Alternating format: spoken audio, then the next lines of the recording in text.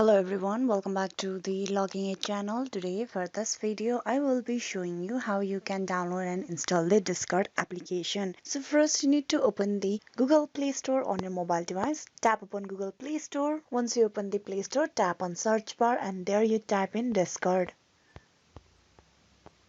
And tap on search.